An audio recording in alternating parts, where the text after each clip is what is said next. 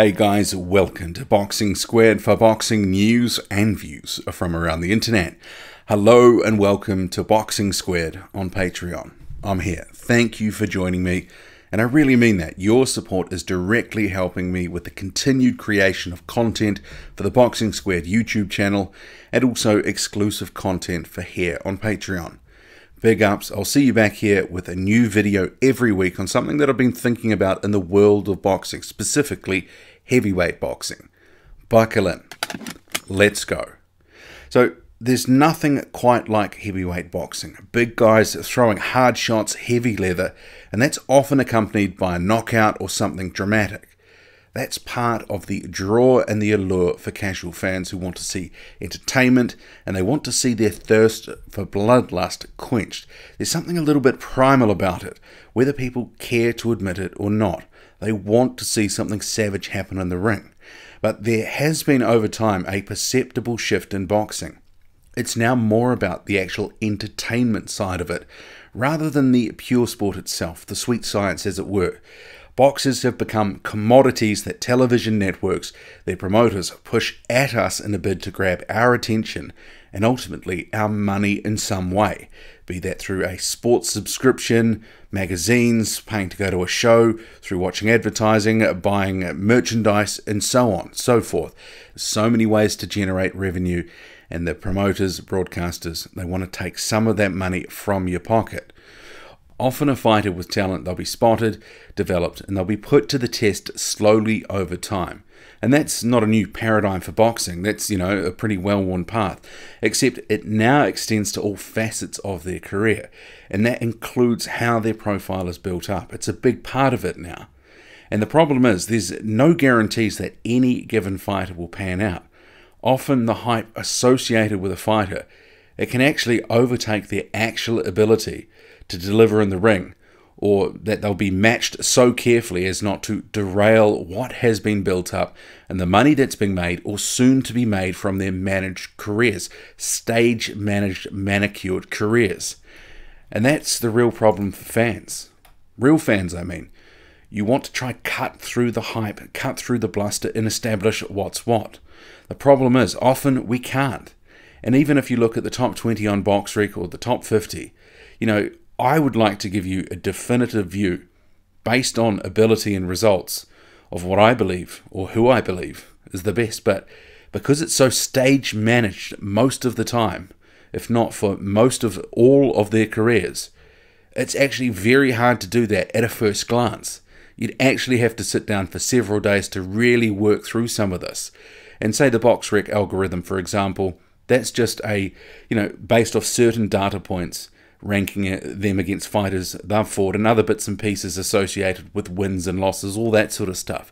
So that in itself is flawed, but it's one view.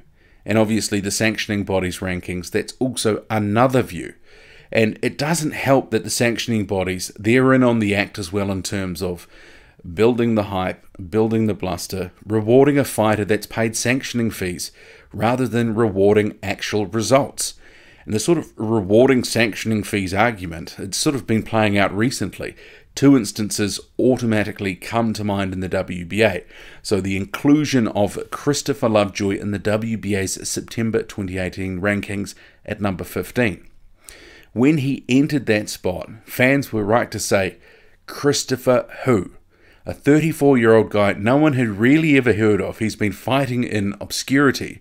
What had he actually done? And the actual result, when you burrow into the record, is very little. He's had 12 fights, faced 5 debutantes, got wins over 3 other people who didn't have a win to their name. Yet somehow, on the strength of that, he's made it into the top 15. Is that about results? Is that about talent? Or is that about rewarding the fact that he's under the Floyd Mayweather banner as a promotional company? Well, I think, a lot of us would actually sort of lean towards the latter on that one. And the addition of a world title status to the recent BJ Flores and Trevor Bryan fight, that's another instance that I wanted to talk about in terms of it didn't deserve to actually get the status it did. It's another stain on the WBA's reputation. Here we had a cruiserweight in Flores masquerading as a heavyweight with a couple of low-level journeyman wins since moving up to heavyweight. And then we had Bryan, an inactive prospect who'd basically only beaten a couple of journeymen recently, and they had a collective 44 losses. No one was talking about Trevor Bryan. No one was talking about BJ Flores as guys that deserve title shots, guys who'd fought anyone of note recently, and that no one was talking about them as someone to watch out for in the division. Bryan, of course, a prospect, but he wasn't active enough. So then all of a sudden an interim world status gets added to their fight under rather murky circumstances that the WBA's never cared to really explain in the light of day. So it's not a great advert for the sport. How are we to take Bryan seriously now because he did beat Flores? How are we to take him seriously as a so-called world champion? He has a version of a heavyweight title to his name. And of course, he's out publicly, social media, in public, telling everyone, I am a world champion. And he's the third world champion that the WBA has at heavyweight. That in itself is just mind-boggling. It's not bad enough that we don't have one heavyweight champion for the world.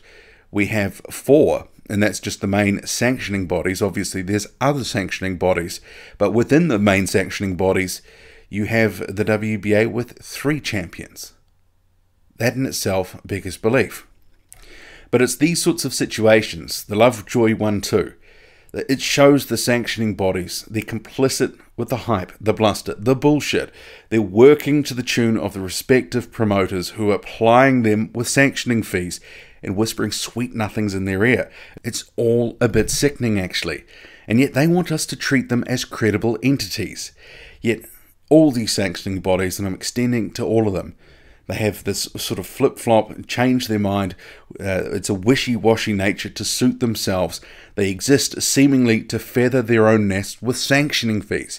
It gives fans zero confidence that they are there for the betterment of the sport. Rather, it appears that they are there for the betterment of themselves. The sport is a secondary consideration. Money and prestige and other bits and pieces related to furthering their own agendas, feathering their own nest, appear to be the top considerations, not the actual sport itself and the esteem and the credibility in which the sport is held. But going back to the top end of the division, how much confidence can we have in our top heavyweights? Often when you peel back the cover on their records, there isn't often a lot there to write home about. And some of that is because the guys that they've faced have the veneer of credibility. But then you look at their records and you go, well, actually, what are their good wins? There's a reason Deontay Wilder was accused of being a cherry picker for as long as he was. He was obviously brought along slowly. He wasn't facing anyone of note, and he was knocking out guys at will. Yet there was no indication of really how good he was because the guys he were facing were trash. Obviously, since he stepped up at championship level, the competition has been better, but not always the best. There still has been an element of, actually, we're going to matchmake here. Get a guy that he should beat as opposed to a guy that we don't know if he can beat. Obviously, the Luis Ortiz fight, that is starting to change perceptions with Deontay Wilder. There's been a bit of a reinventing of his image in the past 12 months, and a lot of that has been built off the back of the hype and trash talk around Anthony Joshua and more latterly Tyson Fury. There's also a reason a guy like Lucas Browne was ultimately exposed by Dillian Whyte. There was a big hype machine behind him in terms of how dangerous he was, but when you strip back the record, looked at the inactivity, that he was 39, he hadn't been training properly. When push came to shove, he was exposed. There's also a reason Joseph Parker isn't ranked higher in BoxRec, despite a number of notable wins. That's because there were a number of guys that he were blowing out that were top 200, top 300 guys on his come-up. The record, it was padded to an extent.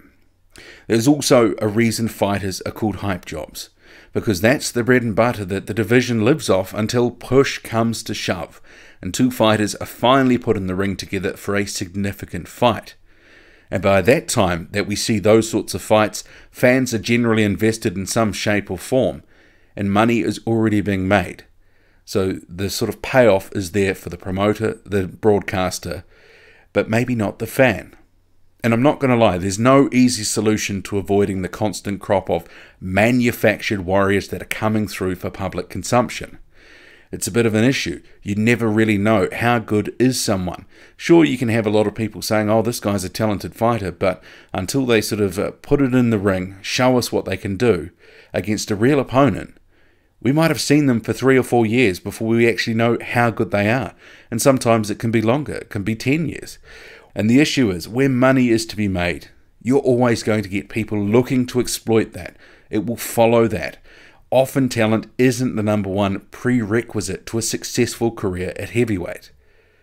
Perhaps more important is good matchmaking, is good marketing, and good promotion. It's just as important, if not more so, at the top level. And a lot of my general commentary in this video, it can certainly be extended to other divisions and boxing more broadly. But perhaps at heavyweight is where the issue is most obvious and stark, where hype meets reality. And sometimes hype and reality, they don't meet up for some time. But the hype, it can certainly be generated, and then guys can have massive falls from grace. Then fans are left wondering, what the hell just happened? Well, I hope you enjoyed this video. Many more to come. Once again, thank you for supporting me on Patreon.